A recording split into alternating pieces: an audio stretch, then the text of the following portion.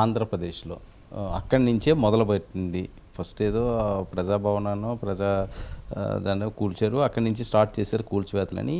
Telugu Desam party ప్రధాన కార్యాలయంపై దాడి అనే అంశం అన్నది అప్పట్లో సంచలనం అయింది. చాలా విమర్శలు వచ్చినాయి కూడా అధికార పార్టీ మీద. అయితే ఆ దాడి ఘటనకు సంబంధించి అప్పటి వరకు కూడా ఎవరో పోలీసులు దాని మీద దృష్టి సారించలేదంటే ఇప్పుడు దాన్ని తవ్వుతున్నారు. ఇందులో చాలావి బయటికి వస్తున్నాయి. సీసీ ఫుటేజ్లు ఇవన్నీ కూడా తీస్తున్నారట. సో ఇక ఎక్కడ గతంలో ఇబ్బందులు పడ్డారో తెలుగుదేశం పార్టీలో అవనివ్వండి, జనసేనలో అవనివ్వండి, లేదా ఏ నాయకులు అయితే విచ్చలవిడిగా కొద్దిగా అదుపు తప్పి కొన్ని ఘటనలకు పాల్పడ్డారో వాళ్ళందరికీ ఇంకా శిక్షలు, కేసులు, అరెస్టులు తప్పవని సూచన ఇది.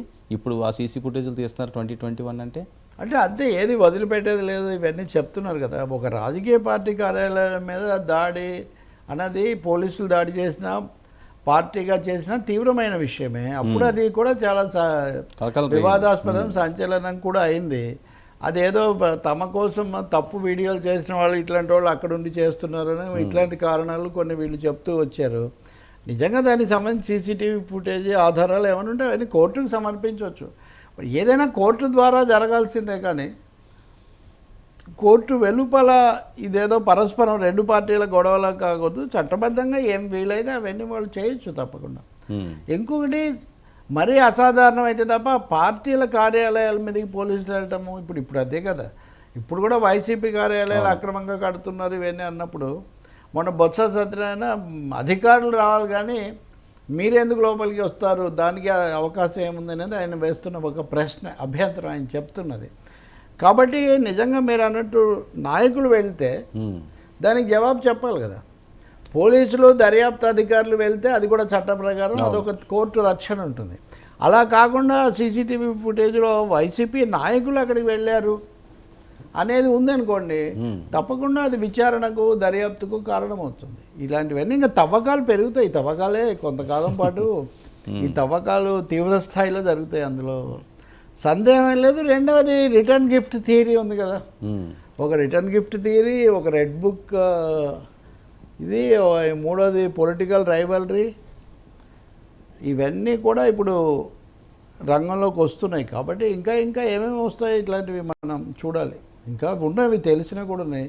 అండ్ ఫైనల్గా చంద్రబాబు నాయుడు అరెస్ట్ లాంటి అంశం కూడా ఉంది. ఆ సందర్భంలో ఎలా వ్యవహరించారు, పవన్ కళ్యాణ్ కొన్ని చోట్ల ఆపినప్పుడు అప్పుడు ఏం జరిగింది, ఇలాంటివన్నీ కూడా.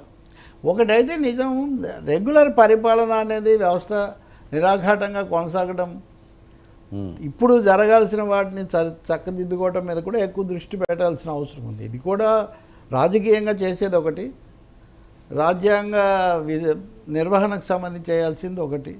చాలామంది శ్రేయోభిలాషులు చెప్తుంది ఏంటంటే, చాలా దగ్గరగా ఉండేవాళ్ళు ఆ పార్టీ శ్రేయోభిలాషులు కూడా, ఇవి పవన్ కళ్యాణ్ కూడా ఆ మాటకు వస్తాయి. నిన్న కూడా ఆయన పిఠాపురంలో మేము అది కాదు ఇది అని ఆయన చెప్తూ ఉన్నారు. కానీ గీయటం చాలా కష్టం.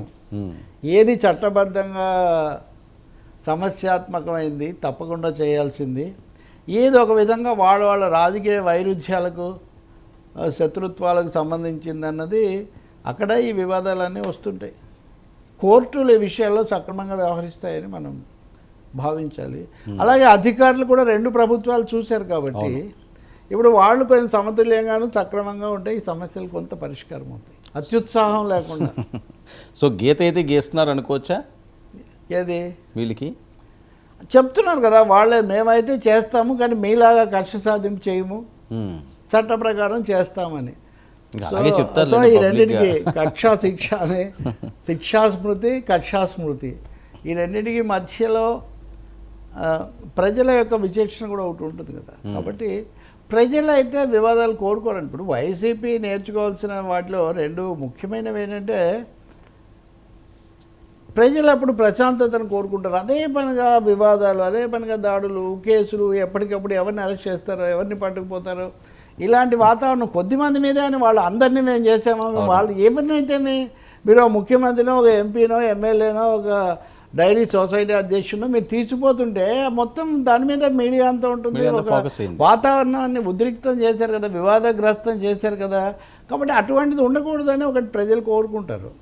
ఇక రెండవది సంక్షేమ పథకాలు, పెన్షన్లు, లేకపోతే ఇంకా అనేక అంశాలు చేశాము, ఇవన్నీ ఇవన్నీ నేనే చేశాను, నా చొరవ వల్ల నేను బటన్ నొక్కితేనే జగన్ అనుకోని ఉండొచ్చు, ఎవరైనా అనుకోవచ్చు అంతకుముందు కూడా. But at the same time అవన్నీ ప్రభుత్వం తరఫున జరుగుతున్నాయి. ప్రభుత్వంలో ఎవరున్న వాళ్ళు కోరుకుంటే అవన్నీ కూడా చేయొచ్చు. ఒక్క రోజులో సీన్ మారిపోయింది కదా. ఇప్పుడు పెన్షన్ల పంపిణీకి సంబంధించి 5 ఏళ్ల పాటు మీరు చెప్తూ వచ్చిన చాలా ప్రక్రియ నిన్న వాళ్ళు చేశారు. చేసిన దాంట్లో కొన్ని లోపాలు ఉన్నాయి, అక్కడ ఉన్నాయి, ఇక్కడ ఉన్నాయని వాళ్ళ పత్రికలో ఈరోజు ఒక పూర్తి పేజీ ఇచ్చారు. జరిగి ఉండొచ్చు కూడా, లోపాలు ఏమి ఉండవని మనం చెప్పలేము. కానీ ప్రధానమైన సింహభాగం అయితే అయిపోయింది కదా. అవును. కాబట్టి వీటి నుంచి వైసీపీ నేర్చుకోవడం తర్వాతకి పనికి వస్తుంది. తెలుగుదేశం పార్టీ కూడా అలాంటి ముద్రలు వాతావరణం రాకుండా చూసుకుంటే ఈ 5 ఏళ్ళు వాళ్ళు ప్రశాంతంగా హాయిగా ఉండే అవకాశం ఉంటుంది, ప్రజలు హాయిగా ఉండే అవకాశం ఉంటుంది ముఖ్యంగా. సరే, ఏంటి జగన్మోహన్ రెడ్డి గారి పరిస్థితి ఏంటి? బెంగళూరులో ఎక్కువ ఉంటున్నారట. ఏమో తాడేపల్లి వస్తున్నారు అని వార్తలు వస్తున్నారని కనిపిస్తున్నాయి. అంటున్నారు కానీ బెంగళూరు చాలా దానికోసం ఆ సంవత్సరాల భద్రత తర్వాత అదంతా కూడా తగ్గించారు. ఇప్పుడు అవన్నీ అవి ఎలాగో తగ్గిస్తారు. ప్లస్ ఆ జామర్లు తర్వాత అట్లాంటివన్నీ కూడా తీసేస్తున్నారు. వస్తున్నారని వార్త కనిపించింది. మరి రావాల్సిందే కదా. బెంగళూరులో ఉండి ఆంధ్రప్రదేశ్ రాజకీయం అయితే చేయలేరు కదా. ఆయన హైదరాబాద్ ఉన్నదే తక్కువ నిజానికి ముఖ్యమంత్రి అయ్యాక. అంటే బెంగళూరు చాలా సంవత్సరాల తర్వాత ఎక్కువగా అక్కడ కాన్సన్ట్రేట్ చేస్తున్నారు, ఎవరెవరినో కలుస్తున్నారు.